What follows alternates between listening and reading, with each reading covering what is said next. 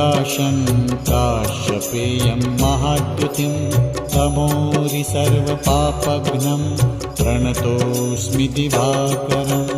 ॐ ह्रां ह्रीं ह्रौं स्वः सूर्याय नमः। ॐ ह्रां ह्रीं ह्रौं स्वः सूर्याय नमः।